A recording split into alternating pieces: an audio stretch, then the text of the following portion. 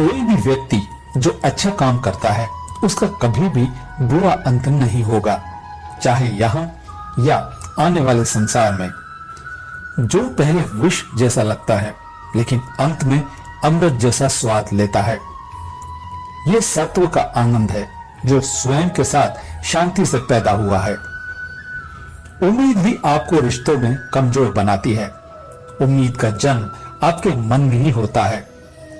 शांत, नम्रता, मौन, संयम और पवित्रता ये मन के अनुशासन है। सभी स्वार्थी इच्छाओं पर काबू पाना पर्याप्त नहीं है।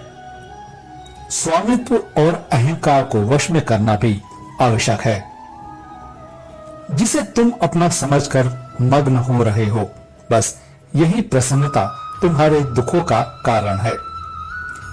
कर्म मुझसे नहीं चिपके रहते क्योंकि मैं उनके परिणामों से जुड़ा नहीं हूं। जो लोग इसे समझते हैं और इसका अभ्यास करते हैं वे स्वतंत्रता में रहते हैं।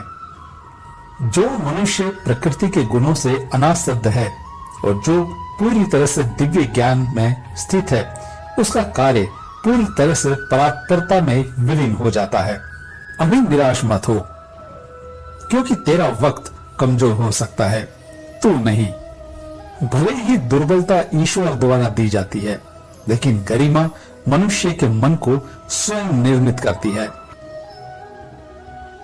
अंत में सभी आत्माओं को परमात्मा में मिल ही जाना है। यही तो आत्मा का अंतिम लक्ष्य है। सभी जीव मुझ में है और मैं सभी जीवों में हूं। तुम्हारे कर्म ही तुम्हारे भाग्य के निर्माता है।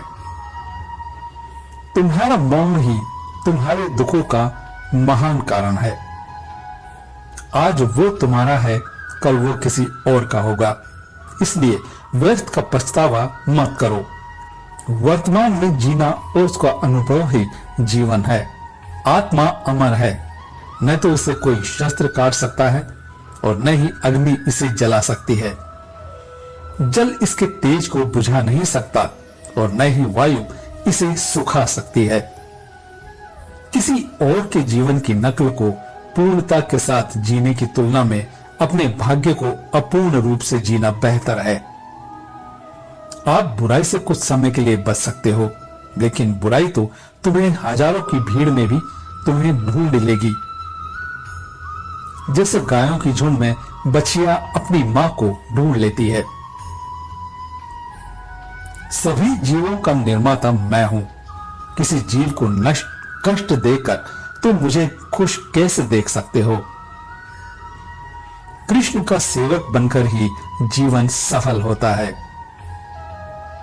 चिंता नहीं, चिंतन करो।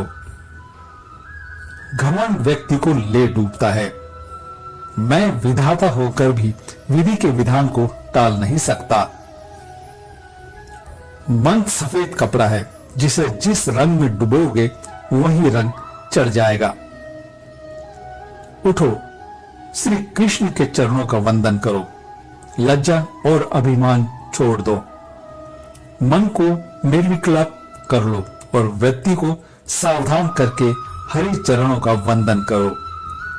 जीवन में सुख ही सुख है यदि हम आशाओं का त्याग कर दें। जीवन में आधे दुख का कारण आशाएं बड़ी होना है। जो व्यक्ति आपकी कद्र नहीं करता, उसके साथ रहने से अच्छा है आप अकेले रहें। क्रोध की अवस्था में भ्रम जन्म लेता है। भ्रम बुद्धि को नष्ट कर देती है और बुद्धि के नष्ट होते ही व्यक्ति का पतन हो जाता है। मैं सभी प्राणियों को समान रूप से देखता हूं। मेरे लिए कोई छोटा बड़ा अमीर गरीब नहीं है, ना कोई मुझे कम प्रिय है ना अधिक। लेकिन जो मेरी प्रेम पूर्वक आराधना करते हैं, मैं सदैव उनका हूं। मेरा तेरा छोटा बड़ा अपना पराया मन से मिटा दो, फिर सब तुम्हारा है और तुम सबके हो। आपको अपना निर्धारित कर्तव्य करने का अधिकार है, लेकिन आप कर्म के फल के हकदार नहीं हैं। अपने कार्यों के परिणामों के कारण स्वयं को कभी न समझें और कभी भी अपने कर्तव्य को न करने के प्रति आसक्त न हो।